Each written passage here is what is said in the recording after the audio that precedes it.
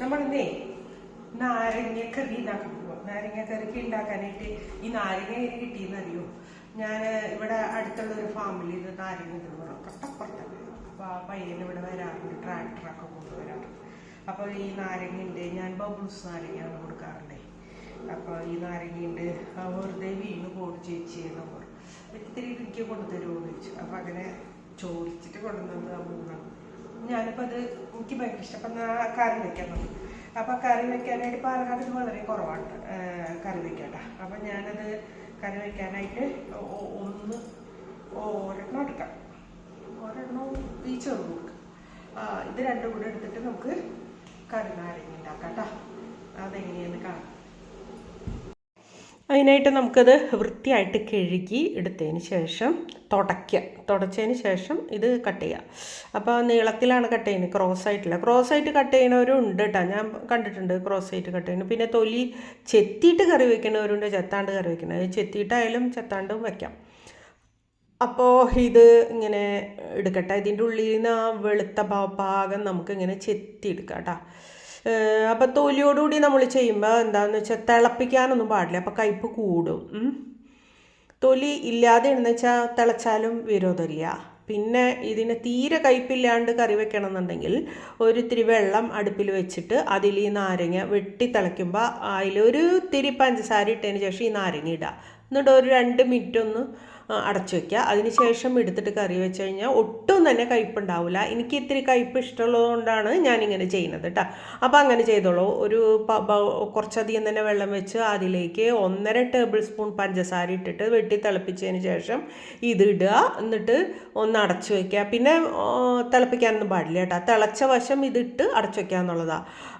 എന്നിട്ട് പിന്നെ അത് ചൂടാറിയതിന് ശേഷം എടുത്തിട്ട് അരിഞ്ഞിട്ട് കറി വെച്ചാൽ ഒട്ടും തന്നെ കയ്പ്പുണ്ടാവില്ല കേട്ടോ. അപ്പോൾ കുറച്ച് എണ്ണ ഒഴിച്ചു, ചെറുതായിട്ട് കട്ട് ചെയ്ത് വെച്ചിട്ടുണ്ട്. കുറച്ച് എണ്ണ ഒഴിച്ചു, കടുകിട്ട് ഉലുവിട്ടു.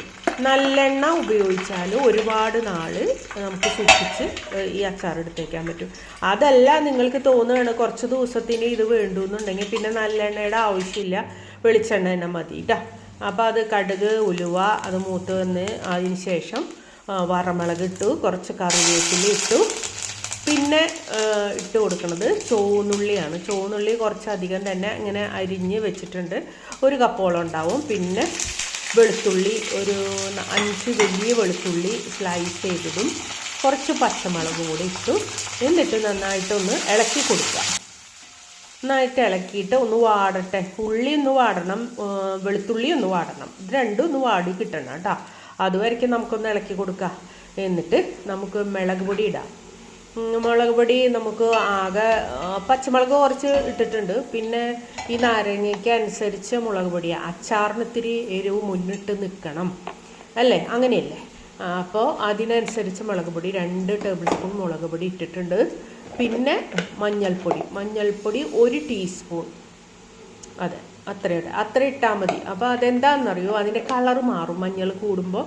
പിന്നെ മഞ്ഞളുടെ കുത്തുമണം വരും. പിന്നെ മഞ്ഞൾ ഇട്ടില്ലെങ്കിലും കുഴപ്പമില്ല. പിന്നെ 1 ടീസ്പൂൺ കായത്തിൻ്റെ പൗഡറാണ് ഇട്ടത്.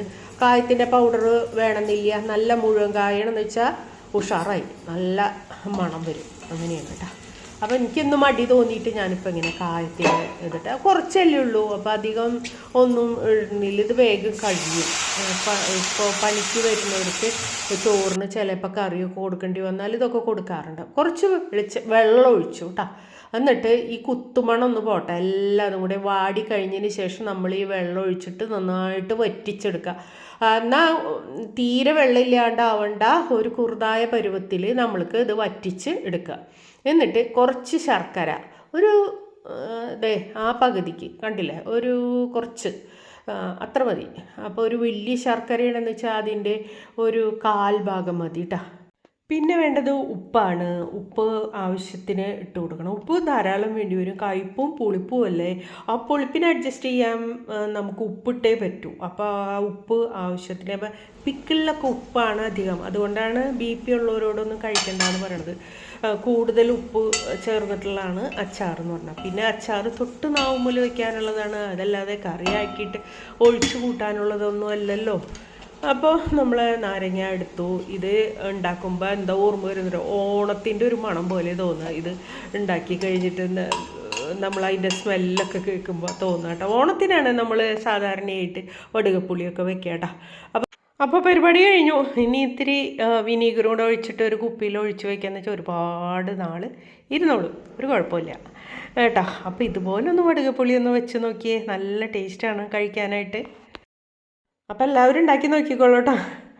എല്ലാവർക്കും ഒന്ന് ഷെയർ ചെയ്ത് കൊടുക്കുക. ഓക്കെ, വീണ്ടും കാണാം. Bye bye.